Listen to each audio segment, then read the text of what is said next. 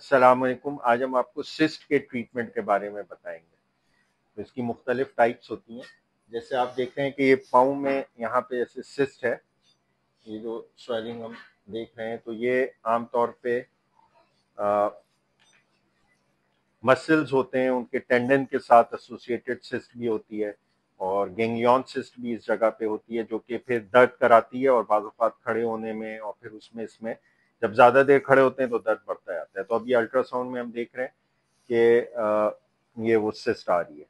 मगर इसमें इस सिस्ट में जो एक थोड़ी टेक्निकल डिफिकल्टी होती है वो क्या होती है कि ये जो आप देख रहे हैं ये सब आसपास सारे मसल्स हैं, और ये उनसे डीप है, बिल्कुल बोन के पास है।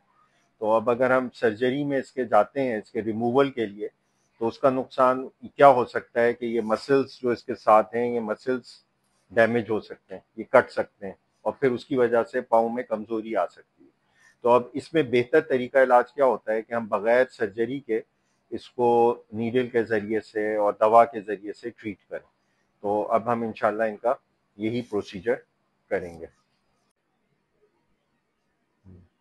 इसी तरह एक ये बहुत कॉमन मर्ज है जिसको हम ऑस्टियोआर्थराइटिस कहते हैं, जिसमें बाज़ औक़ात नी जॉइंट के दरमियान स्पेस कम हो जाती है, और उसकी वजह से फिर चलने में इसमें पेन होता है। जैसे आप यहाँ पे देख रहे हैं एक्सरे में कि बोन्स हैं, अब जॉइंट स्पेस इनके दरमियान कम हो गई, और उसकी वजह से जब पेशेंट चलता है तो फिर उसको पेन होता है, ऑस्टियोफाइट्स भी नजर आ रहे हैं। तो अब इन केसेस के अंदर ये होता है कि एक तो चांस ये है कि आप उसको मेडिकेशंस पे रखें पेन पे। अगर पेशेंट को मुस्तकिल मेडिकेशंस की ज़रूरत पड़ रही है और उसकी मूवमेंट रिस्ट्रिक्ट हो रही है, तो एक चॉइस तो ये है कि नी रिप्लेसमेंट हो। और वो मरीज जो कि नी रिप्लेसमेंट अभी नहीं करवाना चाहते, या नी रिप्लेसमेंट उनमें बहुत हाई रिस्क है, उसमें हम ये ओजोन थेरेपी भी यूज़ कर सकते हैं। Ozone therapy, stem cell therapy, जिसमें हम एक नीडल जो है वो नी जॉइंट में प्लेस करते हैं, और फिर उसमें ओजोन और स्टेम सेल थेरेपी के ज़रिए से इसको ट्रीट किया जाता है, जिसके मल्टीपल सेशंस हो सकते हैं। तो उसमें काफ़ी मरीजों में इस चीज़ का चांस होता है कि भाई उनका पेन जो है वो रिलीव हो जाए, और बहुत सौ में फिर ज़रूरत नहीं भी रह सकती सर्जरी की, मगर इसके मल्टीपल सेशंस होते हैं। और फिर जो लोग इससे ना रिस्पॉन्ड करें, फिर उसमें ज़ाहिरी बात है कि सर्जरी ही हमारे पास इसका फिर आखिरी हल बचता है।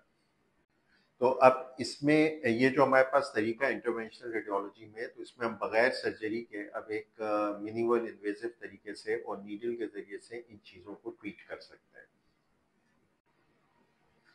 तो अब हम देखिए ये उन्हीं पेशेंट का एमआर है, और उसमें हम क्या देख रहे हैं कि ये वो सिस्ट है, ये आगे बोन आ रही है, ये मसल्स के टेंडन है, और इसमें ये हमें वेल डिफाइंड सी एक सिस्ट नज़र आ रही है।